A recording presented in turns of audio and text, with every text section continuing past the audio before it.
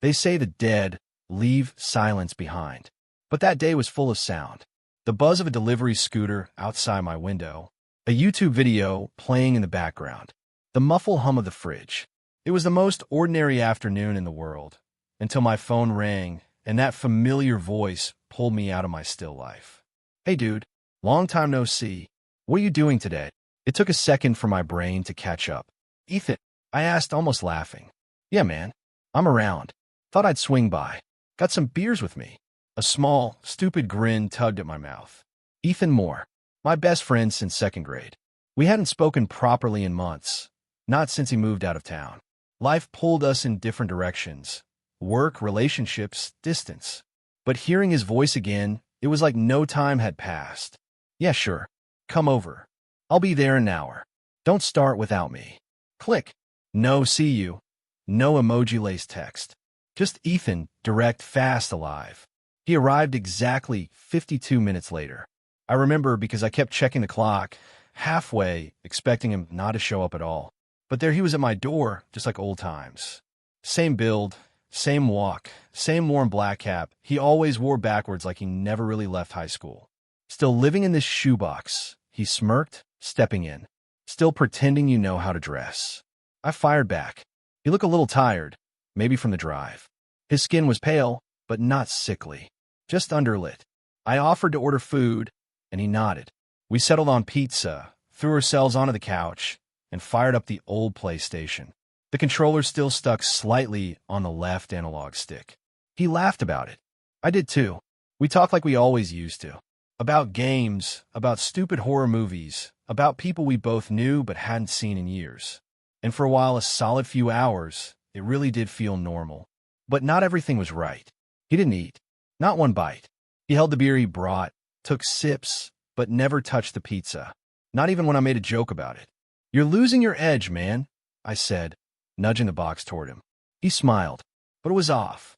His lips moved, but the emotion behind the expression felt too smooth, too rehearsed. Like someone remembering how to smile, not actually doing it. I pushed the weird feeling away. Around sunset, we left the apartment to go for a walk, something we always used to do after games and drinks. It was our ritual. Talk nonsense for an hour, walk off the buzz, argue about the best version of The Office. The streets were quiet. That late evening calm where everything is dipped in gold and shadow. I pulled out my phone near the bridge and took a quick selfie of the two of us, like we used to back in college. Later, I would look at that photo and see only myself. Me, smiling awkwardly in front of the bridge's stone railing, sky pink behind me. No Ethan, just a smudge in the frame, like the air had warped. But I didn't check the photo right then. I was too caught in the moment. When we got back, Ethan stood by the door. "I should go," he said. "Stay the night," I offered. "You drove all the way here." He shook his head. "I can't." "But thank you." "For what?" I asked, confused. He hesitated. "For letting me feel alive again. Just for a day. I wanted to say something. Laugh, maybe. Joke that he was being dramatic." But he turned and left before I could respond. I just stood there, staring at the door. The message came 5 minutes later. A soft chime. A number I didn't recognize. "Hi, is this Oliver?" "This is Amber. I'm Ethan's girlfriend. I don't know how to say this. They found Ethan this morning in the forest. He's gone." I stared at the screen for what felt like an hour, then typed, "What are you talking about?" "He was just here." "No," she wrote. "He went camping yesterday. Didn't come home. They found him early this morning. His face, they said it looked like he died terrified. His body was 100 kilometers from the city." I called her. Amber answered in tears. Her voice broke halfway through every sentence. He was dead. He'd been dead since before noon. And yet, the beer bottle still sat on my table. His backpack, the one he always carried, was in the hallway. His cap, the one he always refused to wash, was on the back of my kitchen chair. And in my camera roll, a photo of me, alone. No Ethan, just a ripple in the light. I didn't sleep that night. I sat on the couch, staring at the beer bottle. Then I checked the building's security footage. On every camera, Ethan's figure was blurred, like he was moving too fast, like he was never fully here. And when I played back a voice message I'd sent him earlier that afternoon, asking him to grab more snacks, the reply wasn't his voice. It was something else. A whisper, cracked and low, like wind through broken glass. Forgive me. I don't know what that thing was. Maybe it was Ethan. Maybe it was something else, wearing him like a mask. But this much I know. Sometimes the dead don't come to haunt. They come to say goodbye. But sometimes, they're not the ones choosing when to leave. After the message, I didn't speak to anyone for 3 days. No calls. No texts. I didn't go to work. I didn't eat. Not really. I just sat in the apartment, replaying every second of that day over and over in my head, trying to make it fit. But it never did. Because if Amber was right, and I knew she was, then what spent the afternoon on my couch, laughing and drinking and playing video games with me wasn't alive. It wasn't Ethan. At least, not the version that still bled, breathed, or left a shadow in photos. And that terrified me. But not as much as this. I hadn't once questioned him while he was here. I started writing things down. Every moment, every detail, every expression, every pause, every joke. I made notes in my phone like I was trying to build a case file on someone I thought I knew. And slowly the cracks widened. He never touched the pizza. Not one bite. He drank. Yes, or at least I thought he did. But when I checked the bottle later, it was empty and dry inside. No condensation. Like it had been open for hours before he ever got here. His phone stayed in his pocket the entire time. I offered him my charger, joking that he was still clinging to his prehistoric battery percentage, and he waved me off without even checking it. Then there was the way he moved.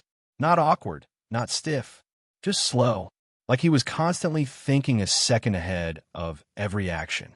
Like he was remembering how to walk like Ethan Moore, sit like him, slouch like him. And he never touched me. Not a high five, not a friendly shoulder tap, nothing. When I handed him the blanket, he didn't even reach for it. Just let me drape it near him, unmoving. The worst part? I didn't notice any of it until after. I was too busy being happy to see my friend. That night, the real one, the one after I got Amber's message, I tried to sleep. I really did. But I kept hearing things. Not loud noises. Just subtle things. A click in the hallway. A brush of fabric against a wall. Once I heard something shift in the chair by the window. It was the same chair where Ethan, or what I thought was Ethan, had sat, head tilted toward the street. I got up, heart hammering. The room felt colder than before. My breath came out in small puffs, visible in the dim light. The window was closed. The heater was on, but still I could see my breath. And then I saw it. His backpack. Still there by the front door, just where he'd dropped it hours before, or days, depending on what timeline I was living in now. I stepped toward it slowly, like it might run. Kneeling down, I unzipped the top. Inside, an empty beer bottle, the same brand we always drank in college. A movie ticket stub dated 6 months ago. A wrinkled photo of the two of us from years ago, worn, almost soft for being handled too much. And something else. A tiny cassette recorder. Old, battered, the kind journalists used to carry around in the 90s. It was switched off. I hesitated, then pressed play. A burst of static. Then silence. Then, finally, a voice. His voice. If you're hearing this, it means I found a way. Just for a day. Just long enough to feel it again. The world. The light. You. I don't know how long I'll last. It's hard to hold on. But if I forget, if I seem off, just know it's me. It's really me. I promise. I'll let the recorder fall into my lap. My hands are shaking. It was his voice, but sounded distant, like it had been recorded through a wall or underwater. Or worse, like it had been sent from somewhere else. I sat in silence for a long time after that. The kind of silence that starts to press in from all sides. A wait. Then something knocked. Just once. A soft tap. On the inside of the bedroom wall. Not the door. The wall. I didn't move. I didn't breathe. I just stared. It didn't knock again. But when I finally stood and looked at the wall, something was different. There was a faint, greasy outline on the paint. The shape of a hand. Smudged. Faded. Not a child's. Not mine. His. I didn't know what was happening yet. Not really. I only knew this. He'd come back. He'd wanted to feel alive again. And something had led him. But now that he was gone, something else might have stayed behind. I didn't plan to check the security footage. It wasn't some dramatic detective instinct.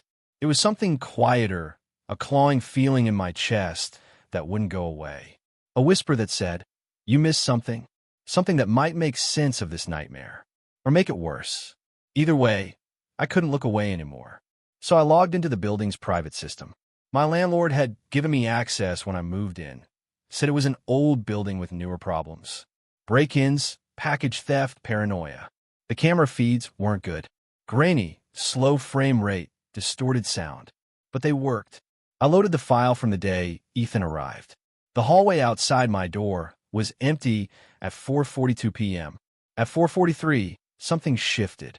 A flicker. Not quite a glitch, but like the light had bent. Like the feed skipped over a frame, then caught up too fast. And suddenly, he was there, standing in front of my door. Not walking toward it. Not turning the corner. Just there, frozen for a second. Then, a slow reach toward the handle. But he didn't knock. Didn't press the buzzer. The door opened before he touched it. I blinked. Rewound. Watched again. He stood. Reached. The door opened by itself. I don't remember opening it. I thought he knocked. I thought I let him in. But the footage told a different story. I switched to the living room cam. There we were, sitting on the couch, controllers in hand, the screen flashing. The angle was slightly off-center, half of Ethan's face visible from the side. Only, it wasn't clear. His image flickered now and then. Not like a blur, more like he was struggling to exist on camera, like the lens couldn't hold him steady. At one point, when I turned my head to say something and laughed, his face didn't move at all. He just stared ahead, frozen for 2 full seconds. Then he blinked, smiled, and laughed. Exactly 2 seconds after me. I scrubbed forward. The moment when I handed him the blanket. In the footage, my arm extends. The blanket dangles. His hand doesn't move. I place it beside him. But just before that frame ends, his fingers twitch, not toward the blanket, but away from it, as if it burned him. Then came the final footage, the front door, again. Time, 10:21 p.m. Ethan stood there, backpack on. But this time, he looked straight at the camera. Not accidentally. Not passively. He stared into it, dead still, as if he knew someone would watch later. And then, just before stepping into the hallway, his lips moved. No sound. The feed didn't record audio. I rewound again, slowed the playback, watched his mouth form one word. Sorry. I sat back in my chair, feeling ice in my spine. This was no haunting, no cheap ghost story. Whatever came through my door, it had awareness. It had intent. It remembered me. And worse, it remembered itself. Which meant it was still him. Some part of him, at least. But how? How did Ethan Moore, dead since morning, show up at my apartment and live another day? And if that was him, what did he have to be sorry for? Later that night, I opened the fridge.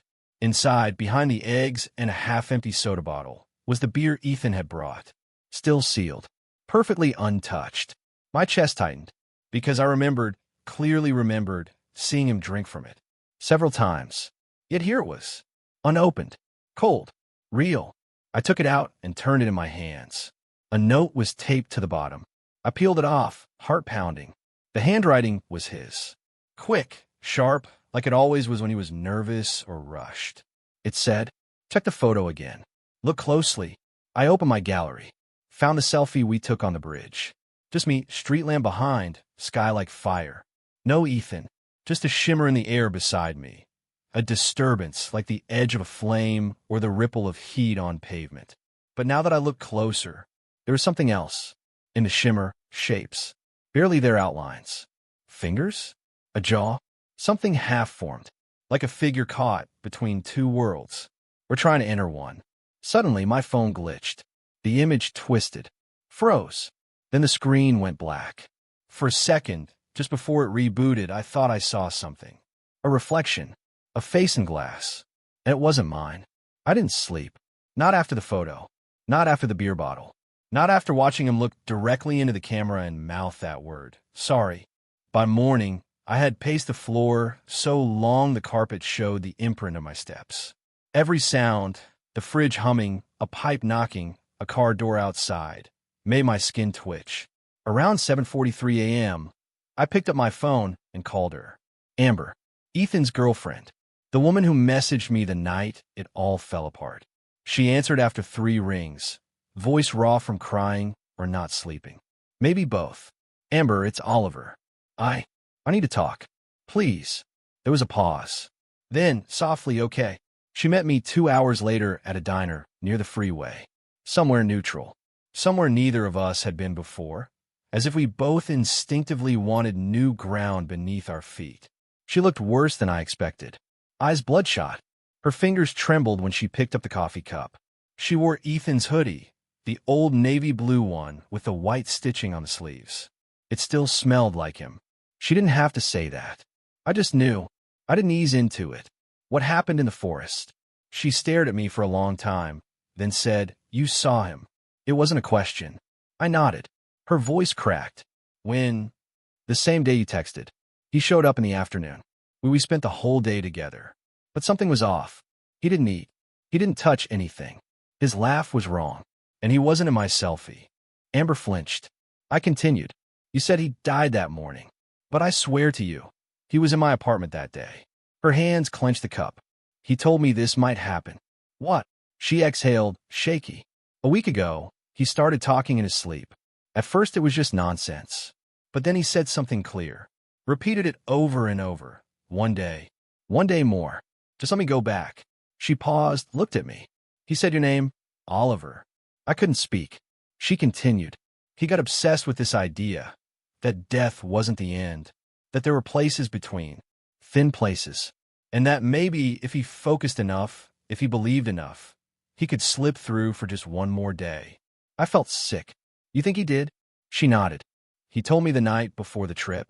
If I die out there, don't mourn me. Watch for me. I'll try to find my way back to him.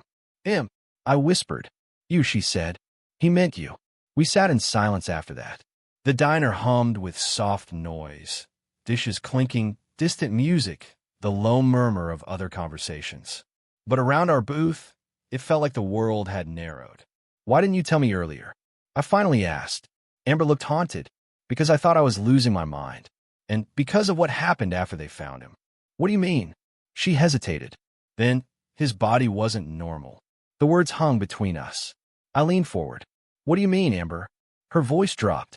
The paramedics said his face was twisted, like he'd seen something before he died. His heart just gave out. But that's not the worst part. She reached in her bag, pulled out a photo, an old one, crumpled. It was of the two of them, smiling on a hiking trail. But something was off. Behind them, in the trees, a figure. Faint, almost imperceptible unless you knew where to look. Long arms, a crooked neck, too tall for a person, too wrong to be a shadow. They found this in his pocket, she whispered, folded up, as if he'd been carrying it. But I never printed this. Not once. My blood ran cold, because I had seen that shape before, in the photo from my phone, in the ripple of light beside me. What do you think it is? I asked. Amber didn't blink. I think he brought something back with him. We left the diner shortly after that. But just before she climbed into her car, she stopped. There's one more thing, she said. Ethan wrote something. I found it in his notebook. I didn't show it to the police. I didn't even show it to his parents. She opened her glove compartment and handed me a folded piece of paper. It was stained at the corner, smelled faintly of pine and rain. In Ethan's handwriting. They don't like when you cross over. Even for a day. They notice. And they follow. I think I brought one back. If I see Oliver, tell him this. Close the door behind me. That night, I put the note on the table and stared at it for hours. I didn't know what door he meant. I didn't know how he crossed. But I believed him now. He had come back. And he hadn't come alone. That night, I opened the backpack again. Ethan's backpack.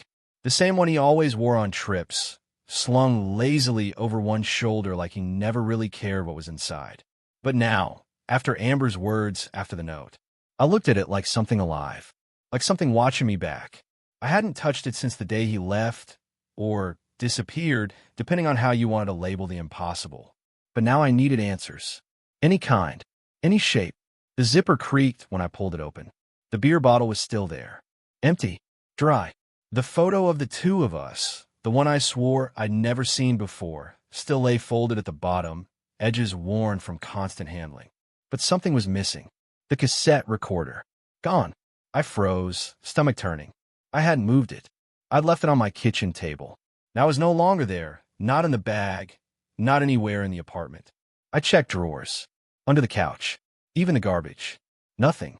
But in its place, in the deepest part of the bag, there was something new. A folded piece of black cloth, cold to the touch, smooth like velvet that had soaked in ice. I unwrapped it slowly. Inside, a rock. No, not just a rock. A small, round stone carved with strange symbols. Thin lines etched into its surface like it had been scratched by a needle. Some kind of circle. Repeating patterns. One symbol stood out, a vertical slash through a ring. It hummed faintly in my hand, almost vibrated. I dropped it, instinctively stepping back. The stone hit the floor with a sharp clink and rolled beneath the chair Ethan had sat in. I didn't reach for it. Not yet. Instead, I did something worse. I turned off the lights. I don't know why. Maybe I needed to see if it changed. If that object reacted to darkness the way Ethan had seemed to. If there was something I'd missed before. The room went dark, except for the streetlight outside. Pale orange light pooled at the edges of the blinds. And in that half-light, there was movement, a shift. I turned and saw, for the briefest second, a shape in the hallway. Tall, thin, slightly hunched. Not Ethan, not human. It stood by the front door, motionless, almost curious. Its outline twitched, as though its body wasn't built for this world, like it was struggling to exist the way Ethan had in the footage. Then it stepped forward. My hand shot out and flicked the light switch. The room lit up instantly. Empty. Gone. But the air smelled different. Damp. Metallic. Like forest soil soaked in something old and wrong. I backed away from the hallway. Grabbed the bag. Pulled out the note again. Closed the door behind me. What door? I thought maybe it was symbolic. Poetic. Just a dying man's way of saying, don't let it follow me. But maybe he meant it literally. Maybe there was a door Ethan had used. Not metaphorically, but physically. Something in the forest? Something in the spaces between life and death. And maybe it was still open. I finally gathered the nerve to crawl under the chair. I reached out and found the stone, still cold, still humming. But now, on the underside, something had changed. The surface was damp, like it had just been held. I wiped it dry and turned it again. There, freshly etched beneath the ring symbol, were 3 new letters. Oli. I stared at them, pulse in my ears. No tool, no pen, no scratching sound, just suddenly there. My name. That night, I slept with the lights on. And still, just before drifting off, I heard something whisper from the hallway. Almost open. I had never planned to go to the forest. But the stone changed that. After it etched my name, I couldn't sit in that apartment anymore. I needed to know what happened out there. Not just to Ethan, but to whatever came through him. I needed to stand in the place where the world folded wrong, and he crossed over. So I packed a bag. Phone. Flashlight. The stone, wrapped in cloth again like it might bite me. The note Amber gave me. And, after some hesitation, Ethan's hoodie, the one Amber had left in my car after our meeting. It still smelled faintly like him. Not sweat or cologne, but that unique, impossible smell of a person who once laughed in the same room as you. The drive was long, about 2 hours out of the city into the mountains. The deeper I got, the less reception I had. Trees thickened, then overtook everything. Pines so tall they seemed to bend the sky. I found the trailhead by following directions Amber had forwarded me. Coordinates, not a proper address. She said that's how the search teams found him. 100 kilometers from the city. Alone. Face twisted in terror. Dead of a heart attack. I stared into the tree line. The forest felt heavy. Not just quiet. Watching. Listening. I started walking. The trail was narrow and wound around the base of a ridge. Roots pushed up through the soil like veins, gnarled and reaching. I passed a bent metal sign, barely legible. Trespassers will be prosecuted. Area closed beyond this point. But Ethan had walked this path. So I did too. The further I went, the more wrong things became. Birds stopped singing. The wind stopped moving. Even the sound of my boots on the dirt felt too soft, like the air didn't want to carry the noise. After an hour, I reached the clearing. And I knew instantly, this was the place. It wasn't marked. No signs. No flowers. Just a circle of flattened grass and a fallen tree near the center. But the air felt charged, like static right before a lightning strike. I stepped into the clearing, and immediately, the stone in my backpack began to vibrate. Not wildly, just enough to let me know it knew. I pulled it out, holding it in my hand. Cold, thrumming. The ring symbol on its face seemed brighter now. Somehow, like the grooves had filled with shadow. I looked around, expecting what? A doorway? A shimmer in the air? A sound? Nothing. But then I saw it, carved into the tree trunk. A symbol, the same vertical slash through a ring. Fresh, too deep for a knife, more like it had been burned into the bark. And beneath it, scratched faintly into the wood. It's still open. I turned slowly. The forest behind me looked the same. Tall trees, moss, fog drifting low to the ground. But it felt different, like the space behind me had changed when I wasn't looking. The trail I'd followed was still there, but farther away than it should have been. I stepped back, heart pounding. The forest didn't move. Not exactly. It breathed, and with each exhale, the air got colder. I held the stone tighter. It pulsed in my palm, almost like a heartbeat. Something moved at the edge of the trees. A flicker, a shape, tall, watching. I didn't wait. I ran. Branches slapped my arms. Roots tried to snag my feet. But I didn't stop, not once. My breath came in short gasps as the trees thinned and the sky widened again. I didn't look back. I didn't need to. I knew it was following. When I got back to the car, my hands were shaking so hard I nearly dropped the keys. I slammed the door shut and locked it. The forest stood still behind me. Quiet, empty, but I could feel in my chest that something had seen me. And I had seen it, too. I turned on the engine. Just before I pulled away, I glanced at the passenger seat. The hoodie was folded neatly now. It hadn't been before. Resting on top was the cassette recorder, right where I'd never left it. By the time I reached the city, the sky was bleeding rust red behind the skyline. It was the kind of twilight that made everything look just slightly off. Shadows stretched longer than they should. Windows seemed darker from the outside. My hand still shook on the wheel. I hadn't spoken out loud since the forest hadn't dared. The recorder on the passenger seat lay silent, its buttons untouched. And Ethan's hoodie sat neatly beneath it, just as I'd found it. That detail stuck with me. I hadn't folded it. I parked and sat in the car for a long moment. The city around me buzzed like nothing was wrong. People on sidewalks, distant traffic, a dog barked somewhere. But my apartment, my little world on the 8th floor, was no longer just mine. Something had followed me back. I could feel it. The hallway was dimmer than usual. Motion sensor lights flickered, but didn't fully brighten. The bulb above my door sputtered once, then died. Just darkness and the quiet creak of the floor beneath my shoes. I unlocked the door. The air inside was still, dead still. I stepped in cautiously, heart thudding in my throat. Nothing looked different. Couch, TV, kitchen. The beer bottles still on the table from that day. But it smelled like rain, like dirt and cold and pine. The scent of the forest. I set the recorder and hoodie down on the coffee table and froze. There was someone sitting on the couch. Ethan. He looked up slowly, but it wasn't the Ethan from that first day. Not the lively, strange version who had laughed with me, who'd gamed and joked like we were teenagers again. This Ethan looked exhausted, colorless. His eyes, once so piercingly familiar, were now ringed with deep, unnatural gray. His skin sagged around the cheeks like he hadn't slept in years. But it was him, and somehow I knew this time it was really him. I didn't mean to come back again, he whispered. I swallowed hard. Then why are you here? He didn't answer right away. Instead, he looked around the apartment like it was some distant memory trying to settle back into focus. It's pulling open. Again. What is? He stared at me. The crack. The place I went through. It never closes all the way. Not if someone remembers. My knees felt weak, so I sat.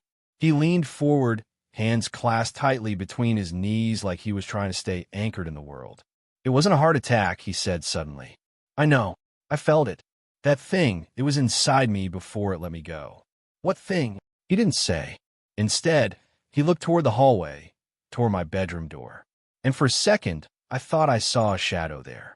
But when I turned fully, it was gone. Ethan continued, voice hollow. When I crossed back, It wasn't me they were trying to send. It was just the only way they knew how. I tried to make sense of that, but it was like reading a language backwards. He looked up again. Did you go to the forest? I nodded. You shouldn't have. I had to. I needed answers. He shook his head slowly, sadly. There are no answers there. Just doors. And if you open one... He trailed off. Something moved in the kitchen. A soft sound, like a footstep, too slow. We both froze. Ethan stood. I have to go. Again. He nodded. But this time he was shaking. I'm not supposed to be here anymore. I was never supposed to be here this long. Then how? He hesitated.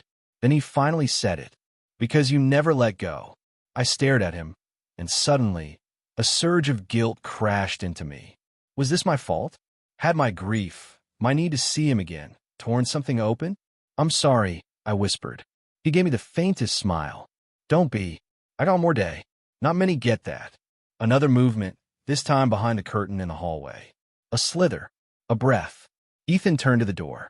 And then, for the first time since his return, he looked scared. They're here. I rushed to the light switch. The bulbs flickered, but didn't respond. Every shadow in the apartment suddenly grew. They spilled across the floor like liquid smoke. Ethan turned to me, his voice sharp. Don't follow. No matter what you hear. What? If you hear me call your name, don't come. It won't be me. He opened the door and stepped out. The hallway outside was pitch black. He vanished into it like mist. I stood there for a long time, listening, waiting. Nothing. Then, as I turned back toward the room, a voice called softly from behind the front door. Familiar. Kind. Almost laughing. Hey man, can I come back in? It's cold out here. My blood turned to ice. Because the voice was Ethan's. But it wasn't coming from behind the door. It was coming from inside the walls.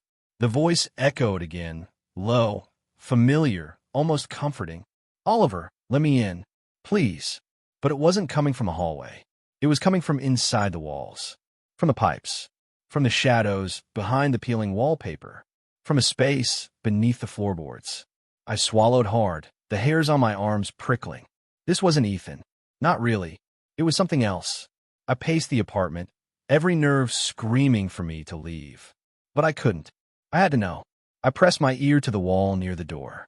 The voice whispered again. I'm still here, Oliver. Just like before. Just like always. I closed my eyes. Why are you doing this? I asked, voice trembling. A soft, cold laugh. Because you didn't close the door. Memories flooded back. The stone. The note. The forest. Ethan's warning. Close the door behind me. I hadn't. I didn't even know which door. And now, this thing was in my home. Suddenly, the lights flickered violently. The room chilled. A shadow flickered across the ceiling, long, twisting. The voice softened, almost pleading. Let me stay. I shook my head, voice firm. No, you don't belong here. The walls groaned. A presence pressed close, cold, and suffocating. Then silence. I didn't sleep that night. But I did something. I wrote a list. Names. Places. Times. All the things Ethan said. All the symbols on the stone. And I prepared. Because I knew this was just the beginning. The apartment felt heavier that morning. Like the air itself was soaked with silence. Thick and hard to breathe. I sat at the kitchen table, the stone wrapped in cloth in front of me, the note folded beside it. I knew what I had to do. When Ethan first came back, I thought he was lucky. Given one last day, a chance to say goodbye. But now I understood. He hadn't been lucky. He'd been trapped. And whatever followed him wasn't going to stop. That evening, just as dusk bled into night, I heard footsteps. Slow, deliberate, from the hallway. I opened the door. There he was. Ethan, but faded, like smoke. His eyes no longer held life, only a distant, sad glow. I'm sorry, Oliver, he said softly. You have to let me go. I nodded. For the first time, I understood what he meant. I took the stone and the note and carried them to the front door. Closed the door behind me. I whispered. Ethan smiled, a flicker of warmth in the fading face. Thank you. As he stepped out, I closed the door firmly. The air shifted. The weight lifted. I never saw him again. But sometimes when the wind howls through the city streets, I swear I hear him whisper, Goodbye, Oliver. Days passed. The apartment felt emptier than ever. The stone I locked away in a drawer, a silent reminder of a day I wished I could forget. But some nights when the city sleeps and the world is quiet, I still feel it. A shadow moving just beyond sight. A whisper riding the cold wind through cracked windows. I don't know if what followed Ethan left with him, or if I somehow brought it back with me. The line between life and death is thinner than I ever imagined. And sometimes, when grief reaches too deep, it tears open doors that should remain closed. I learned one thing. Some goodbyes aren't the end. They're just the beginning. And I'm still waiting for the day the door opens again.